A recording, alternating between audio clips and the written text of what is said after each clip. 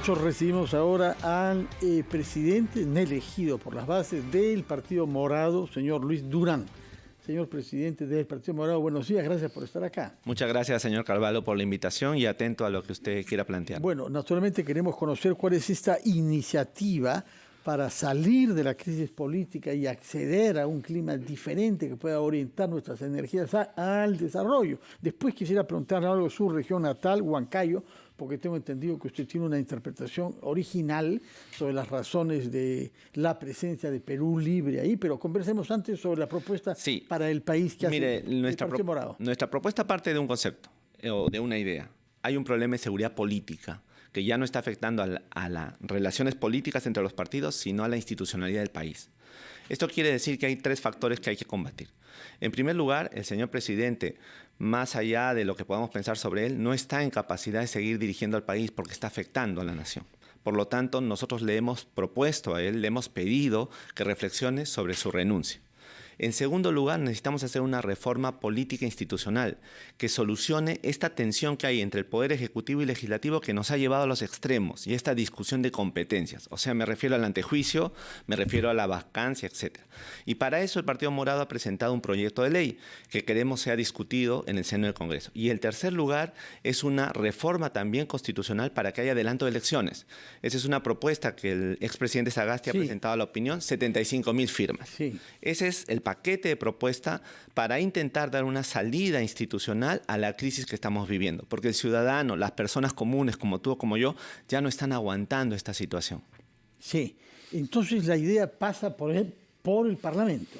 Lamentablemente, en el sentido siguiente, pasa por el Parlamento. ¿Por qué lamentablemente? Porque la mayoría del Parlamento también ha demostrado, como el presidente, no estar viendo los intereses de la nación, sino están viendo sus propios intereses.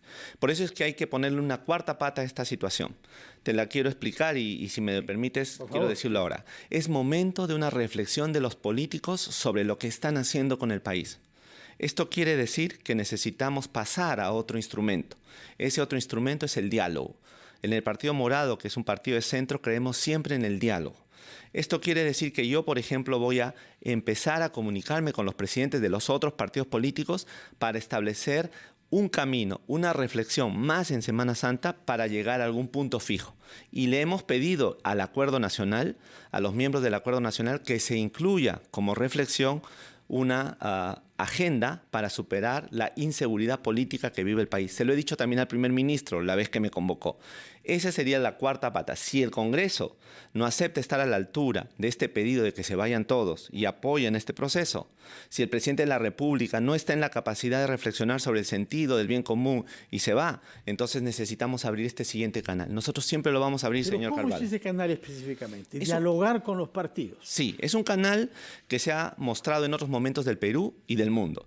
Es un canal en el cual los políticos se sientan a poner un punto fijo de la salida de crisis institucionales. A veces demora, a veces no demora tanto. ¿De qué depende que demore? Que los políticos entiendan el sentimiento de las personas concretas. Y lo están empezando a entender. Pero la salida pasa o no pasa por el retiro del presidente Castillo de sus funciones. En mi opinión, pasa por el retiro de todos. Pero ¿cómo se vayan todos? Esto? Usted sabe que cuenta con una minoría de bloqueo que impide que esa idea prospere. Claro, ahí yo creo que hay que llamar también al señor Cerrón. Creo que hay que llamar a todos los líderes y decirnos y sentarnos a conversar sobre cuál es la salida. Como te dije, esto tiene que ver con las voluntades de las personas. Yo creo en las voluntades de las personas cuando entramos en una crisis como esta.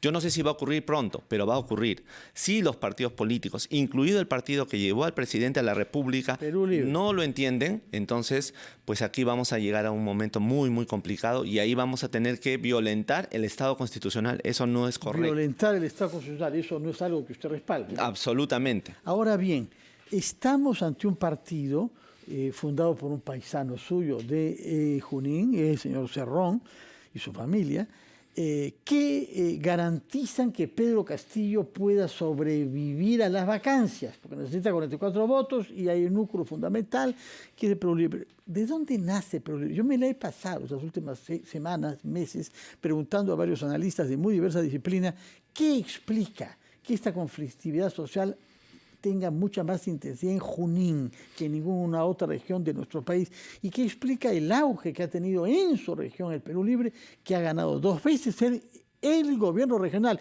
Es cierto que no por una alta votación y que no ha tenido una alta votación en las elecciones presidenciales del año pasado, pero en fin, son el grupo dominante ahí. ¿Por qué? Por la polaridad. En la zona central del Perú históricamente ha habido una polaridad entre las personas. Tú sabes que la zona andina, no, la zona del centro no es una zona a la que los españoles llegaron profundamente, es una zona andina y luego chola. En el mundo andino siempre hay una polaridad, los que quieren ser telúricos y quieren reflexionar en torno al comunitarismo antiguo y los que miran el futuro. Los que miran el futuro y miran las libertades y los progresos para todos. Yo creo que hay esa polaridad en el mundo andino. Y el mundo telúrico es el que ha capturado esta idea del señor Cerrón y su manera de entender el mundo y de entender la política. Si tú revisas, ellos hablan en términos de comunitarismo, es decir, de una política basada en prebendas y en relaciones personales, casi como paisanos. Esa es una parte del mundo andino. Pero el mundo andino también es un mundo de alas y raíces. O sea, un mundo que se abre a la modernidad y tú sabes que el mundo huanca, el espíritu huanca es un espíritu de progreso. Ahí no menos que en otros lugares se está exportando muchas cosas, hay alta tecnología en ciertas partes. Eso es lo que explica. Estamos entonces ante una lucha de ideas y de cultura, que creo que hay que saber responder con lógica y con honestidad, ¿no? O sea, usted está usando, pese a que es un abogado usted y no un antropólogo, criterios de antropólogos. El Hanan Pacha y el Uku Pacha de los incas y de los huancas está vigente ahora y se disfraza con un discurso comunista. Más o menos, pero sí, pero estoy usando ese discurso porque lo he aprendido y lo he vivido. Yo soy de allá, he vivido allá hasta los 16 años y mi padre fue investigador ahí también. Y lo también veíamos. es agricultor, su padre, No, posee tierras, ¿no? Mi padre posee tierras, Sí. Bueno, ya murió, poseía tierras, pero él era un antropólogo y un sociólogo. Ya. Y entonces hizo muchos análisis sobre la espiritualidad andina Ya. y la relación con el mundo católico, por ejemplo. Ya. Usted sabe que la Virgen de Ocopa, Sí. que es muy venerada en el mundo andino, Convento colonial. proviene sí. de Puno, Sí. y la trae un hombre andino a rastras. Ya. Esa es la historia verdadera. O sea, ahí no ha habido el tipo de inculturación, es un tipo de inculturación muy chola, en el sentido más complejo del asunto. Es decir, Mestizo. un mundo andino, Sí. hombre andino de cara a la modernidad, como ha podido según el límite de relaciones. Ese es más o menos Mientras que Perú Libre expresa ¿qué? el pasado. El mundo que no mira, el hombre que no mira hacia el futuro y que se encerró entre los cerros, podemos decir. Usted sabe que en el mundo andino nosotros vemos a un lado y al otro vemos cerros. Sí. El horizonte está arriba. Sí. Para mirar al cielo necesitas levantar la cabeza. Pero si hay esta realidad antropológica de base que explica el poder que tiene Perú Libre en Junín, ¿cómo se le puede derrotar? ¿Cómo se puede hacer comprender a nuestros compatriotas de Junín que las ideas totalitarias que defiende Perú Libre no aportan beneficios a nadie y sobre todo no a los más pobres? Nos ha explicado el ministro de Economía hace pocos minutos en el sitio donde usted está ahora, que Perú estuvo a punto de quebrar y que estamos desaprovechando la mejor coyuntura del cobre en décadas.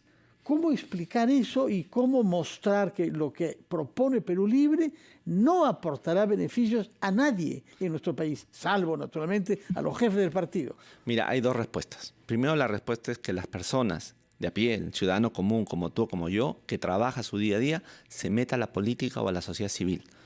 En el mundo andino, en Huancayo, en la misma región, en la zona central, hay mucha gente que ha crecido sola, al margen del Estado. Esas personas valoran la libertad económica y la libertad individual, la libertad social y la libertad política. Y luego la otra cuestión es ideológica. Necesitamos construir un modelo de vida que no polarice entre la libertad individual y el progreso social. Yo creo que el centro republicano al que representa mi padrino es esa necesidad, donde las libertades todas sean respetadas, los proyectos de vida, y para eso el Estado, a través del progreso, pueda construir bienes públicos para todos. Ese me parece que es el camino de éxito. Cuando en la zona central, cuando en cualquier parte del Perú le has demostrado a los ciudadanos que el Estado está a su servicio para que sus proyectos de vida se realicen, esa sociedad es pegado.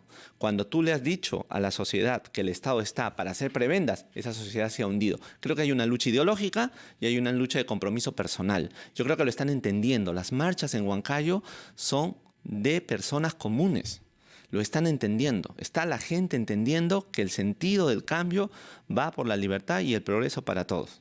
¿Usted en ese sentido piensa que lo que hemos visto esta semana en Junín con el Consejo de Ministros descentralizado va a dejar algo positivo? No lo creo. No. ¿Sabe por qué no lo creo? Porque no ha sido una reunión de deliberación. Ha sido una reunión de discurso político. Cuando tú te quedas en el discurso y en el dicho y no pasas a una relación de iguales con la sociedad, entonces vas a generar un problema. El huancaíno y el ciudadano del Perú quiere que se le respete. Y respetar a alguien es escucharle, no apagarle el micro. Respetar a alguien es que todos los que entren a la sala a discutir y a conversar sean gente de la sociedad civil y no solamente mis amigos o los que yo invito. Eso no ha pasado en ese Consejo de Ministros. ¿Usted tiene confianza en que podrá convocar a su paisano, Vladimir Cerrón, secretario general del Partido Perú Libre, y expresarle estas ideas y buscar alguna forma de consenso, haciéndole sentir que estamos camino al abismo si continuamos por el camino que recorremos? Mira, es mi compromiso, es mi deber como presidente de un partido político llamar a los presidentes de los otros partidos políticos. Yo llamaré. El llamado necesita una respuesta. Y conversaré con él fraternalmente. Creo que nos une algo, que es muy importante. Los dos somos de Junín. Y por lo tanto ese elemento puede ser el elemento que dinamite, que genere algún tipo de entendimiento del futuro. ¿Y lo conoce usted personalmente? No lo conozco. No, no lo ni conozco. a él ni a su familia extensa. No, no los conozco. Bueno, en No los todo conozco. caso nos informa cuando haya hecho esa gestión. Él tampoco conoce a mi familia, estoy seguro. Ya, bueno, pero en fin, son ambas familias de Junín y esperemos que entre ustedes se puedan entender en beneficio de nuestro país. Nos avisa, por favor, cuando haya tomado contacto con él para ver si mantuvo un diálogo fecundo. Le hago saber. Le explicará esta interpretación suya sobre el Hanan Pacha y el Uku Pacha para ver si de ahí sale algo positivo para el Perú del siglo XXI. Muchas gracias, señor, Gracias. por estar con nosotros. Sí. Yo te quiero pedir un minuto básicamente para lo siguiente. Vamos a entrar en la Semana Santa. Yo quiero pedirle a los políticos y a la ciudadanía que hagamos una reflexión sobre el futuro. El día viernes y sábado santo son los momentos centrales de esa Semana Santa. Yo quiero pedirles a todos que piensen que solo el Perú funciona cuando hay seguridad política. La seguridad política es un bien del ciudadano, es decir, los políticos estamos en la obligación de brindarle viabilidad política al país para que las libertades y los proyectos de vida de las personas funcionen. Yo quiero pedirles a todos que hagan esa reflexión y te agradezco como siempre por la invitación. Qué ocurrencia, Luis Durán, presidente del Partido Morado, gracias por estar acá. Hemos comprendido cuál es la propuesta que hace usted para garantizar lo que llama seguridad política y la manera como esta iniciativa suya integra la que formuló el presidente Francisco Sagasti hace 3 semanas.